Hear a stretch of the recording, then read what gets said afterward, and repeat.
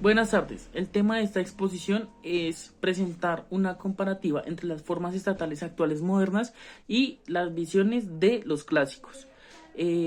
Nos vamos a centrar especialmente en las democracias representativas y los sistemas basados en el Estado de Derecho, ya que estas dos buscan equilibrar tres piezas o tres aspectos claves. Uno son los derechos individuales, el otro es la participación ciudadana y por último la estabilidad social.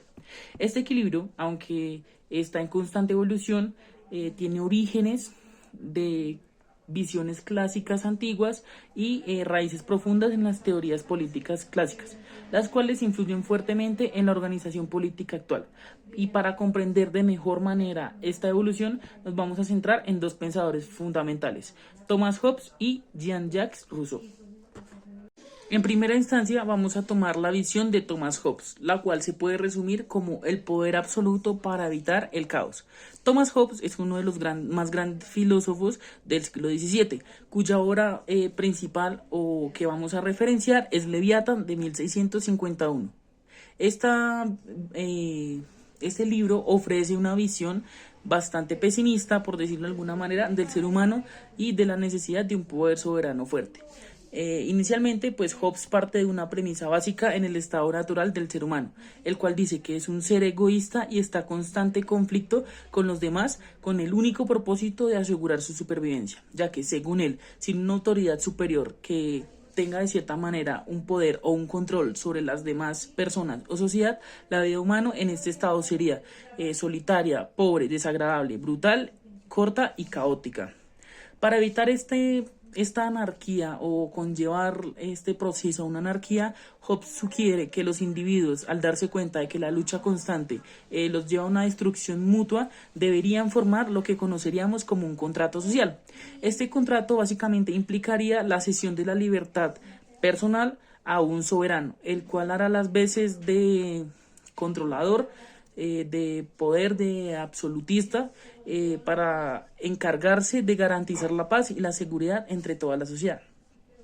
Que las características que debe tener el soberano es que debe tener un poder absoluto, sin restricciones ni legales ni políticas, ya que debe tener el poder necesario y suficiente para abarcar el control total de todas las leyes, las justicias y las fuerzas armadas. En otras palabras, el soberano básicamente sería una figura que mantiene el orden y tiene que evitar el caos, lo que podría ser comparado con una monarquía absoluta o una dictadura. Ahora, en contraste con las democracias modernas, las democracias representativas actuales están muy alejadas de la visión hobbesiana del poder absoluto, ya que en las democracias modernas el poder no está concentrado en una sola persona o institución, sino que está distribuida en tres ramas del poder público. Una de ellas, estas ramas son la rama ejecutiva, la rama legislativa y la rama judicial. Además de eso, el poder soberano está limitado por una serie de controles constitucionales, derechos fundamentales y de libertades individuales, lo que hace que el poder del Estado sea mucho más restringido en comparación con lo que proponía Hobbes. Y por último, una de las principales diferencias de la soberanía popular es que los ciudadanos tienen el derecho de elegir a sus representantes. Esto no solamente para elegir, sino que realmente hagan parte de las votaciones de los mismos, quienes deben rendir cuentas de sus acciones, lo que contrasta con la concentración total del poder en manos de un soberano, como lo planteaba Thomas Hobbes. Ahora, pasemos a analizar la visión de Jean-Jacques Rousseau, la cual se puede analizar o interpretar de manera breve como una voluntad general y democracia directa. Rousseau, al igual que Hobbes, nos habla de un contrato social. Sin embargo, lo plantea de una manera totalmente diferente a como lo plantea Hobbes.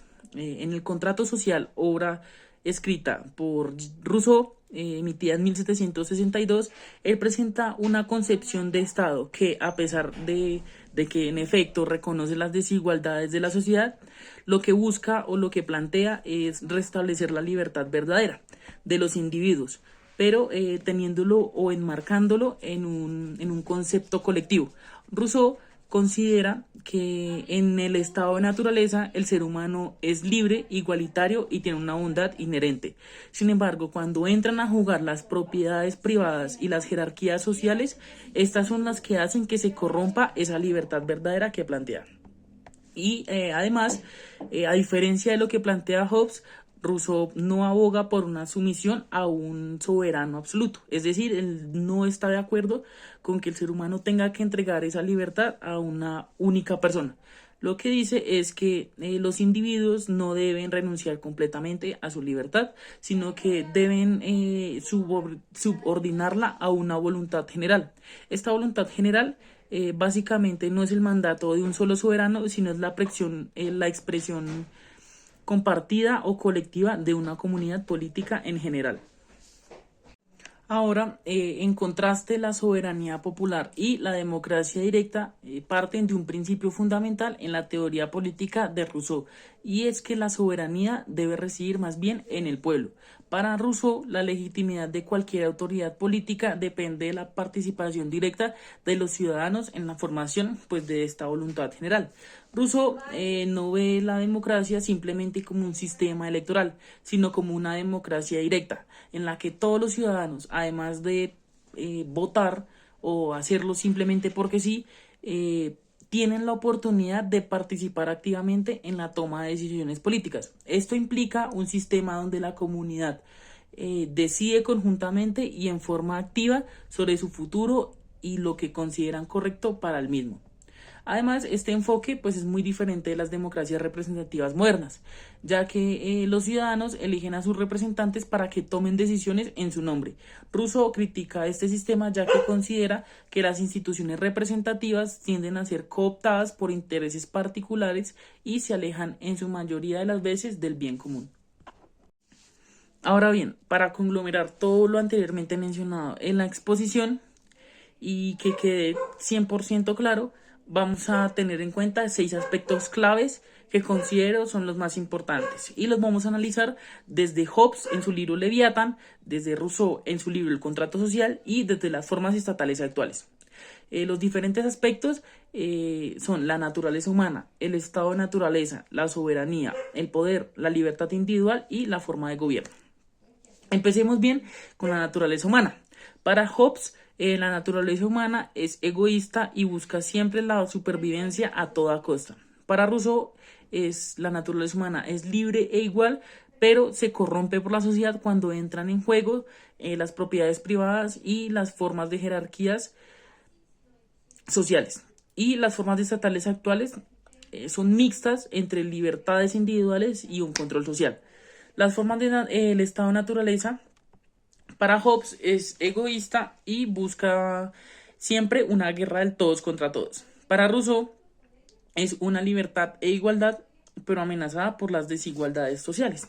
Y las formas estatales actuales es una convivencia pacífica, aunque varias veces en muchos casos desigual.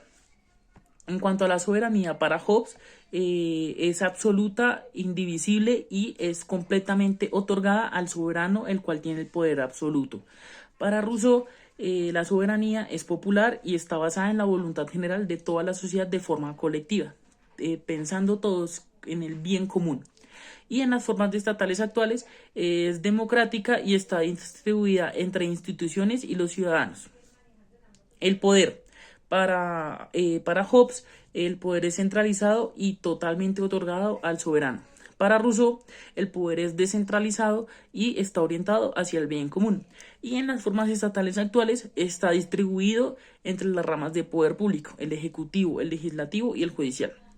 En cuanto a la libertad individual, para Hobbes se debe ceder absolutamente toda la libertad al soberano para obtener seguridad, paz y tranquilidad.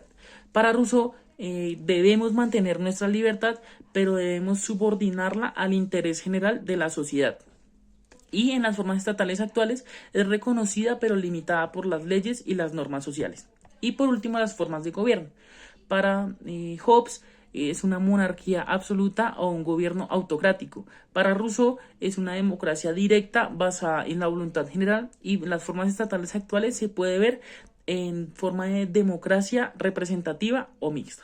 Eso fue todo, espero haya quedado claro. Muchísimas gracias.